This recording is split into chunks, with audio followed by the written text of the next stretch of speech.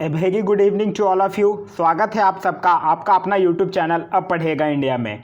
आज हम लोग जो क्यूक रिवीजन का जो सीरीज स्टार्ट किए हैं उस सीरीज में अभी हम लोगों ने स्टार्ट कर रखा है इंडियन पॉलिटी। और इंडियन पॉलिटी में आगे बढ़ते हुए आज जो हम लोग टॉपिक देखेंगे वो है नीति निर्देशक तत्व एवं मूल कर्तव्य, directive principle of state policy और फंडामेंटल ड्यूटीज। आगे बढ़ने से पहले मैं आप लोगों को एक चीज़ और बता दूं कि जो करंट अफेयर का जो सीरीज है जो चलाया जा रहा है वो मैं कुछ और अलग भी सीरीज लेकर आया हूं आप लोगों के लिए, वन लाइनर के फॉर्म में, फास्ट रिवीजन के भी फॉर्म में।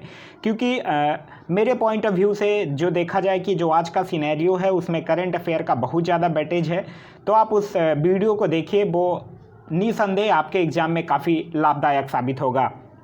तो आइए आज के पहले क्वेश्चन की तरफ बढ़ते हैं। आज का जो हमारा पहला क्वेश्चन है वो ये कह रहा है कि कल्याणकारी राज्य की संकल्पना का समावेश भारत के संविधान में है। तो ये भारत के संविधान के राज्य के नीति निर्देशक तत्व में है। तो इस क्वेश्चन का सही आंसर होगा ऑप्शन नंबर ए।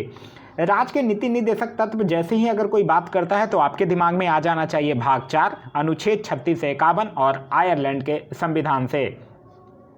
नेक्स्ट है हमारा कि संविधान निम्न में से किसके शोषण के विरुद्ध अधिकार स्वीकृति करता है। तो बच्चों के शोषण के विरुद्ध करता है, स्त्रियों के और जनजातियों के, दलितों के नहीं। तो इस क्वेश्चन का जो सही आंसर होगा वो होगा ऑप्शन नंबर सी, केवल 1, 2 और 3। नेक्स्ट है हमारा कि राज्य के नीति निर्देशक सिद्धांत एक ऐसा चेक है जो बैंक की सुविधा अनुसार अदा किया जाता है, किसने कहा था। ये ना जाने कितने बार एग्जाम में ये क्वेश्चन पूछा गया है और ये कहा गया है KT शाह के द्वारा। तो इस क्वेश्चन का सही आंसर होगा ऑप्शन नंबर डी। नेक्स्ट है कि निम्नलिखित में से वह कौन सा राज्य के नीति निर्देशक तत्वों में शामिल है। तो मानव के दुर्व्यवहार, व्यापार और बालतत्व श्रम का प्रतिषेध ये राज्य के नीति निर्देशक तत्व में शामिल नहीं है। मादक पेयों और स्वास्थ्य के लिए हानिकारक औषधियों के औषधीय प्रयोजनों से भिन्न उपयोगों का प्रतिषेध ये है। तो इस क्वेश्चन का सही आंसर हो जाएगा ऑप्शन नंबर बी, केवल 2 है। नेक्स्ट है कि निम्नलिखित में से कौन सा राज्य के नीति निर्देशक तत्वों में निहित है। तो राज्य के नीति निर्देशक तत्व की अगर बात करते हैं तो पहला ऑप्शन कह रहा है कि अपराधों के लिए दोष सिद्धि के संबंध में संरक्षण, ये नहीं है क्योंकि ये आप लोगों ने पढ़ा होगा अनुच्छेद 20 में जो कि मौलिक अधिकार के अंतर्गत आता है। फिर दूसरा है प्राण एवं दैहिक स्वतंत्रता का संरक्षण, ये भी नहीं है क्योंकि ये भी आपने पढ़ा होगा अनुच्छेद 21 जो कि मौलिक अधिकार के अंतर्गत आता है। फिर नेक्स्ट है कि पुरुषों और स्त्रियों दोनों को समान कार्य के लिए समान वेतन, तो ये राज्य के नीति निर्देशक तत्व का है। तो इस क्वेश्चन का जो सही आंसर होगा वो होगा ऑप्शन नंबर डी। आपने पढ़ा होगा अनुच्छेद 39 का क। अनुच्छेद 39 के क में कहा गया है समान न्याय और निःशुल्क विधिक सहायता और समान कार्य के लिए सामान्य वेतन। नेक्स्ट है कि राज्य के नीति निर्देशक सिद्धांतों में निम्न में से किसके बारे में संविधान शांत है। तो संविधान शांत है प्रौढ़ शिक्षा के बारे में। तो इस क्वेश्चन का सही आंसर होगा ऑप्शन नंबर ए। नेक्स्ट है हमारा कि निम्न में से कौन एक राज्य के नीति निर्देशक सिद्धांतों में सम्मिलित है। तो देखिए पहला ऑप्शन कह रहा है राज्य देश के पर्यावरण के संरक्षण तथा संवर्धन का प्रयास करेगा, तो यही है। तो इस क्वेश्चन का सही आंसर होगा ऑप्शन नंबर ए, क्योंकि आप लोगों ने पढ़ा होगा अनुच्छेद 48 के क में इसका विवरण किया गया है। नेक्स्ट है हमारा कि सूची 1 और सूची 2 को सम्मिलित कीजिए और नीचे दिए गए कूट से अपना उत्तर दीजिए। अनुच्छेद 40 की बात कर रहा है तो अनुच्छेद 40 ग्राम पंचायत का गठन, बिल्कुल सही है, ये इसी के सामने मैच करेगा। अनुच्छेद 41 ये भी है काम करने का अधिकार, ये भी सही है क्योंकि अनुच्छेद 41 आप लोगों ने पढ़ा होगा, इसमें कहा गया है कि कुछ दशाओं में काम, शिक्षा और लोक सहायता पाने का अधिकार है। नेक्स्ट है अनुच्छेद 44, इसमें समान नागरिक संहिता है, इसलिए इसमें आप लोगों ने पढ़ ही रखा होगा कि नागरिकों के लिए एक समान सिविल संहिता। तो ये तीनों सामने सामने ही मैच कर रहा है। नेक्स्ट है हमारा कि समान काम के लिए समान वेतन भारत के संविधान में सुनिश्चित किया गया एक क्या है। तो ये एक राज्य के नीति निर्देशक सिद्धांतों का एक अंग है। तो इस क्वेश्चन का सही आंसर होगा ऑप्शन नंबर बी। नेक्स्ट है कि राज्य के नीति निर्देशक सिद्धांत किस प्रकार मौलिक अधिकारों से भिन्न है। तो देखिए आप लोगों ने पढ़ा होगा कि इसका जो सही आंसर होगा वो होगा निर्देश परिवर्तनीय है, जबकि अधिकार जो है वो परिवर्तनीय है। आप लोगों ने साथ ही साथ पढ़ा होगा कि राज्य का नीति निर्देशक सिद्धांत जो है वो समाज की भलाई के लिए है और मौलिक अधिकार जो है वो व्यक्ति के अधिकार के लिए है। नेक्स्ट है हमारा कि यह धारणा कि भारत एक कल्याणकारी राज्य है सर्वाधिक दर्शित होती है। तो यह सर्वाधिक दर्शित होती है राज्य के नीति निर्देशक तत्वों के द्वारा ही। तो इस क्वेश्चन का सही आंसर है ऑप्शन नंबर सी।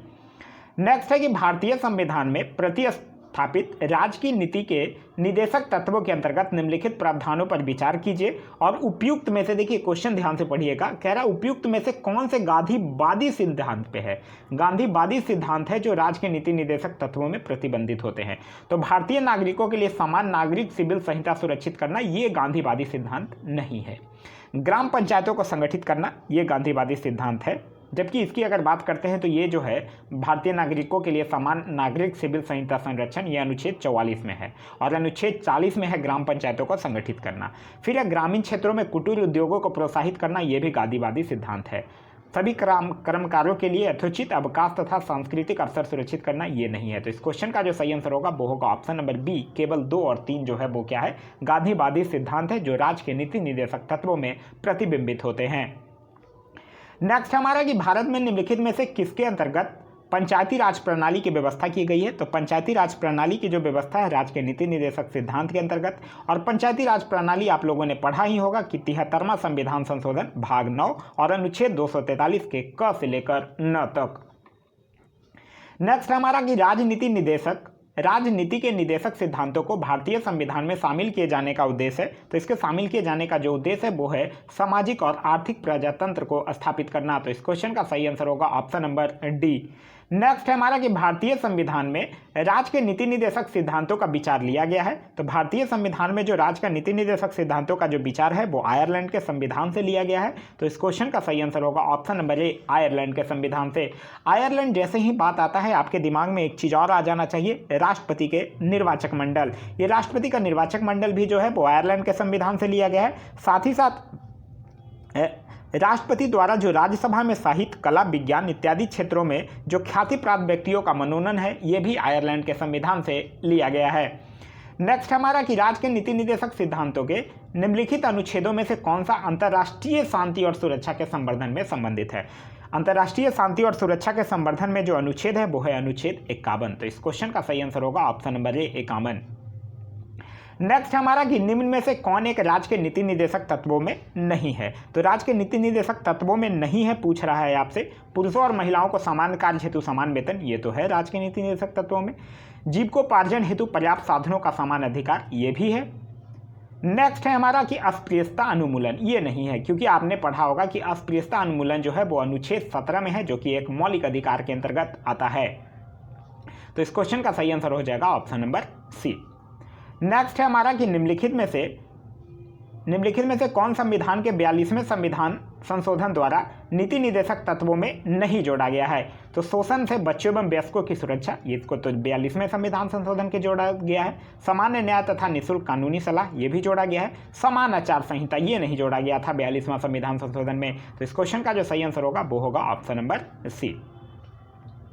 नेक्स्ट है कि भारत के कल्याणकारी राज्य होने का विचार पाया जाता है। तो भारत का जो कल्याणकारी राज्य होने का विचार जो पाया जाता है वो संविधान की प्रस्तावना में, जिसको हम लोग संविधान की कुंजी के भी नाम से जानते हैं, और राज्य के नीति निदेशक तत्वों में भी। तो इस क्वेश्चन का जो सही आंसर होगा वो होगा ऑप्शन नंबर डी, ए तथा सी दोनों में।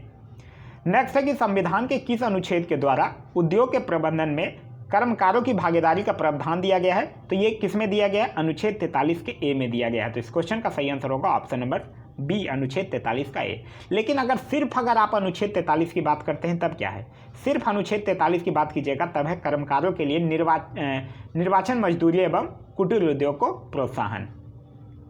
क्लियर है। चलिए, बंधुआ मजदूर उन्मूलन अधिनियम संसद ने पारित किया था। तो ये कब, 1976 में। तो इस क्वेश्चन का सही आंसर है ऑप्शन नंबर बी।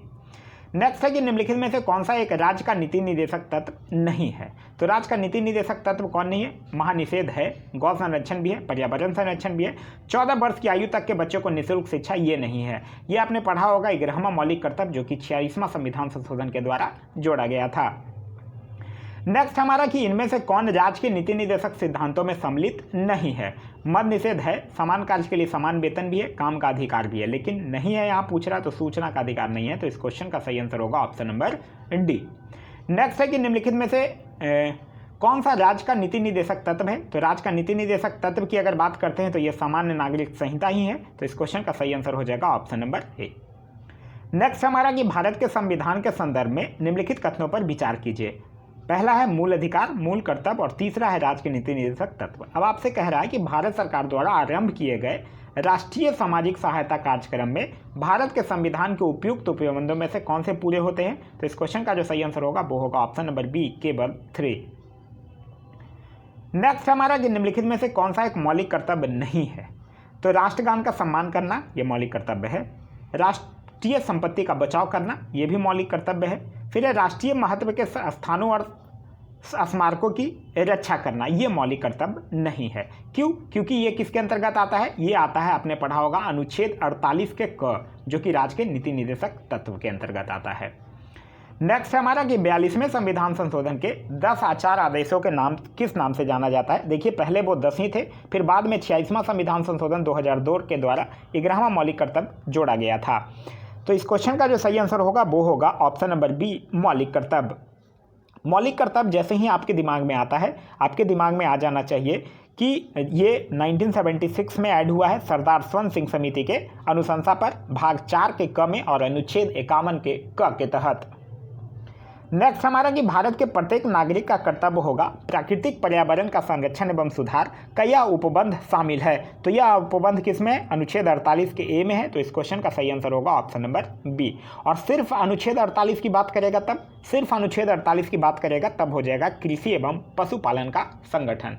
क्लियर है? चलिए, नेक्स्ट है हमारा कि निम्न में से किस एक का संरक्षण भारतीय नागरिक का मूल कर्तव्य है? तो भारतीय नागरिक का मूल कर्तव्य किसका है? वन प्राणी का संरक्षण। तो इस क्वेश्चन का सही आंसर होगा ऑप्शन नंबर डी, वन प्राणी का संरक्षण।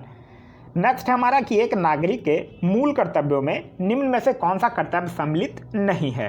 तो देखिए, अगर मूल कर्तव्यों की बात करते हैं तो प्राकृतिक पर्यावरण की रक्षा और उसका संवर्धन, हाँ ये मूल कर्तव्य है। स्वतंत्रता के लिए हमारे राष्ट्रीय आंदोलन को प्रेरित करने वाले उच्च आदर्शों को संजोए रखें और उनका पालन करें, ये भी है। अस्पृश्यता मिटाने की ओर प्रयास करें, ये नहीं है। तो इस क्वेश्चन का जो सही आंसर होगा वो होगा ऑप्शन नंबर सी। क्लियर है? चलिए, नेक्स्ट है कि निम्नलिखित में से भारत में मौलिक कर्तव्य कौन सा है? तो भारत में अगर मौलिक कर्तव्य की बात करते हैं तो न्यायपालिका से कार्यपालिका का पृथकीकरण ये मौलिक कर्तव्य नहीं है, क्योंकि इसको आपने पढ़ा होगा राज्य के नीति निर्देशक तत्व के अनुच्छेद 50 में। अनुच्छेद 50 ये कहता है कि न्यायपालिका को कार्यपालिका का पृथकीकरण। नेक्स्ट है हमारा कि हमारी मिलीजुली संस्कृति की समृद्ध विरासत को संरक्षित करना, तो यही है। तो इस क्वेश्चन का जो सही आंसर होगा वो होगा ऑप्शन नंबर बी। नेक्स्ट है कि मौलिक कर्तव्यों से संबंधित निम्नलिखित में से कौन सा कथन सही नहीं है? सही नहीं है यहाँ पूछ रहा है। उन्हें परमादेश द्वारा प्रभावी बनाया जा सकता है, यही सही नहीं है। तो इस क्वेश्चन का सही आंसर होगा ऑप्शन नंबर ए। नेक्स्ट हमारा कि निम्नलिखित में से कौन एक गलत है? तो मूल कर्तव्य मौलिक अधिकारों का हिस्सा है, यही गलत है, क्योंकि मौलिक अधिकार की बात करते हैं तो मौलिक अधिकार एक अलग है जो कि भाग 3 में अनुच्छेद 12 से 35 और मूल कर्तव्य जो है वो भाग 4 के क में अनुच्छेद 51 क के तहत। क्लियर है? चलिए, नेक्स्ट है हमारा कि भारतीय संविधान के अंतर्गत निम्नलिखित में से कौन सा मूल कर्तव्य नहीं है? तो मूल कर्तव्य नहीं है, यहाँ कह रहा है लोक चुनाव में मतदान करना, तो यही मूल कर्तव्य नहीं है। तो इस क्वेश्चन का जो सही आंसर होगा वो होगा ऑप्शन नंबर ए। नेक्स्ट हमारा कि 42वां संविधान संशोधन 1976 से भारतीय संविधान में एक नया अध्याय जोड़ा गया। तो भारतीय संविधान में एक नया अध्याय जोड़ा गया मौलिक कर्तव्य। तो इस क्वेश्चन का सही आंसर होगा ऑप्शन नंबर सी, मौलिक कर्तव्य। नेक्स्ट है कि निम्नलिखित में से कौन सा एक राज्य का नीति निर्देशक सिद्धांत संविधान में बाद में जोड़ा गया? तो संविधान में बाद में क्या जोड़ा गया? ग्राम पंचायतों का संगठन ये पहले से ही है, गोवध निषेध ये पहले से ही है, समान नागरिक संहिता पहले से ही है। तो इस क्वेश्चन का जो सही आंसर होगा वो होगा ऑप्शन नंबर सी, मुफ्त कानूनी सलाह जो है वो बाद में जोड़ा गया है। नेक्स्ट है हमारा क्वेश्चन नंबर 37, कह रहा है कि भारत की प्रभुता, एकता और अखंडता की रक्षा करने और उसे अक्षुण्ण रखने के मूल कर्तव्य को अनुच्छेद 51 ए में किस स्थान पर रखा गया? तो तीसरे स्थान पर रखा गया है। तो इस क्वेश्चन का सही आंसर होगा ऑप्शन नंबर डी, तीसरे स्थान पर। नेक्स्ट है कि संविधान के किस अनुच्छेद में भारतीय नागरिकों के मूल कर्तव्य शामिल है? तो भारतीय नागरिकों के जो मूल कर्तव्य है वो भाग 4 के क और अनुच्छेद 51 के तहत। तो इस क्वेश्चन का जो सही आंसर होगा वो होगा ऑप्शन नंबर सी। क्लियर है? चलिए, नेक्स्ट हमारा कि निम्नलिखित युग्मों में से कौन एक सुमेलित नहीं है? ये कह रहा है भाग 2 नागरिकता सुमेलित है। नागरिकता कहाँ से कहाँ तक? अनुच्छेद 5 से लेकर 11 तक। फिर है भाग 3 मूल अधिकार, ये भी सुमेलित है और कहाँ से कहाँ तक? अनुच्छेद 12 से लेकर 35 तक।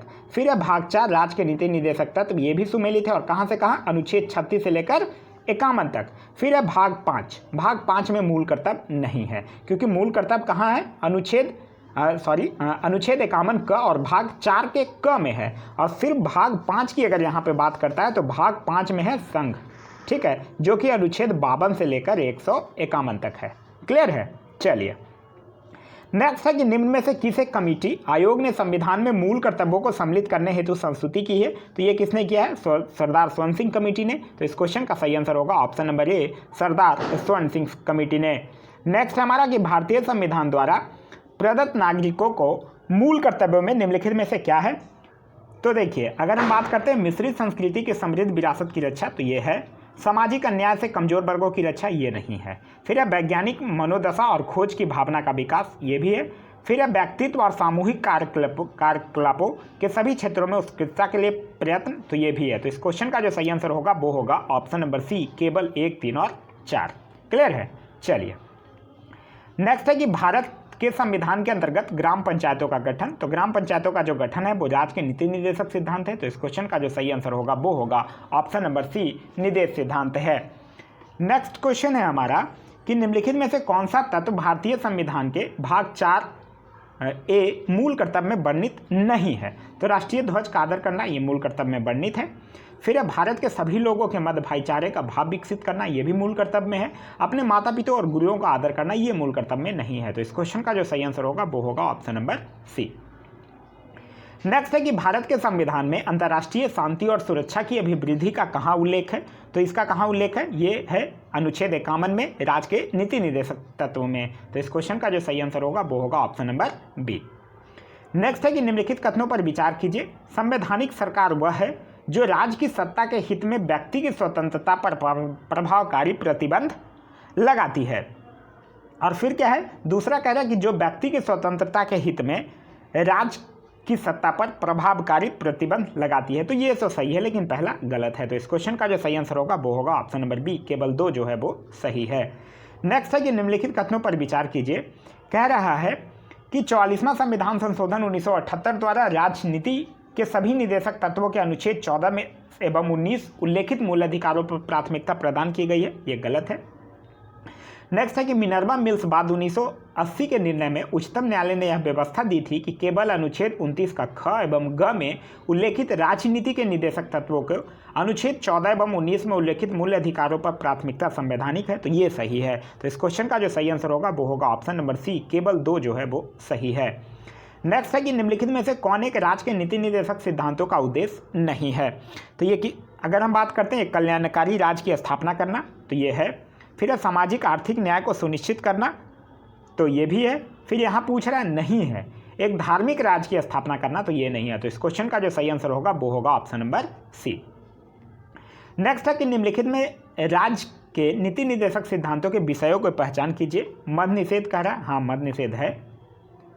नेक्स्ट हमारा कि फैक्ट्रियों एवं खानों में बाल श्रम निषेध, तो ये नहीं है। फिर है बेगार अथवा बालक श्रम निषेध, ये भी नहीं है। प्रियस्ता निषेध, ये भी नहीं है। तो इस क्वेश्चन का जो सही आंसर होगा वो होगा ऑप्शन नंबर सी, सिर्फ 1 है। नेक्स्ट है हमारा कि निम्न में से कौन भारतीय संविधान के अंतर्गत मौलिक कर्तव्यों में सम्मिलित नहीं है? तो देश की रक्षा करना एवं राष्ट्र की सेवा करना, ये तो सम्मिलित है। हमारी सामाजिक संस्कृति की गौरवशाली परंपरा का महत्व समझना और उसका परीक्षण करना, ये भी है। फिर है ग्राम पंचायतों के गठन में सहायता करना, ये नहीं है। तो इस क्वेश्चन का जो सही आंसर होगा वो होगा ऑप्शन नंबर सी। आगे बढ़ने से पहले आप लोगों से एक छोटा सा रिक्वेस्ट है, आप लोगों को ये वीडियो कैसा लग रहा है ये कमेंट करके जरूर बताइएगा। नेक्स्ट है कि भारत की प्रभुता, एकता और अखंडता की रक्षा करे और उसे अक्षुण्ण रखे, यह उपबंध किस में किया गया है? तो यह उपबंध मूल कर्तव्यों में किया गया है। तो इस क्वेश्चन का सही आंसर होगा ऑप्शन नंबर डी, मूल कर्तव्य। नेक्स्ट है कि राज्य की नीति निर्देशक तत्वों के बारे में निम्नलिखित कथनों पर विचार कीजिए। ये तत्व देश के सामाजिक आर्थिक लोकतंत्र की व्याख्या करते हैं, बिल्कुल सही बात है। इन तत्वों में अंतर्दृष्ट उपबंध किसी न्यायालय द्वारा परिवर्तनीय नहीं है, तो ये भी सही है। तो इस क्वेश्चन का जो सही आंसर होगा वो होगा ऑप्शन नंबर सी, 1 और 2 दोनों। नेक्स्ट है कि भारतीय संविधान का कौन सा अनुच्छेद भारत की विदेश नीति से संबंधित है? तो भारत की विदेश नीति से संबंधित है अनुच्छेद 51, जिसमें अंतर्राष्ट्रीय शांति और सुरक्षा की अभिवृद्धि किया गया है। तो इस क्वेश्चन का सही आंसर होगा ऑप्शन नंबर डी, अनुच्छेद 51। नेक्स्ट हमारा कि निम्नलिखित कथनों पर विचार कीजिए। भारत के संदर्भ में राज्य के नीति निर्देशक तत्व विधायिका के कृत्यों पर निबंधन करते हैं, नहीं ये गलत है। कार्यपालिका के कृत्यों पर निबंधन करते हैं, ये भी गलत है। तो इस क्वेश्चन का जो सही आंसर होगा वो होगा कि ना तो 1 ना ही 2। नेक्स्ट हमारा कि राज्य के नीति निर्देशक तत्व सहज अध्ययन के लिए निम्न में से कौन से भागों में विभाजित किए जा सकते हैं? समाजवादी, हाँ किए जा सकते हैं। उदारवैदिकतावादी, ये भी किया जा सकता है। गांधीवादी, ये भी किया जा सकता है। तो इस क्वेश्चन का जो सही आंसर होगा वो हो जाएगा ऑप्शन नंबर डी, उपरोक्त सभी। क्लियर है? चलिए, तो ये था हमारा आज का वीडियो। आज का वीडियो आप लोगों को कैसा लगा कमेंट करके जरूर बताइएगा। साथ ही साथ ये वीडियो आप लोगों के लिए कितना हेल्पफुल है ये भी कमेंट करके जरूर बताइएगा। Thanks for watching.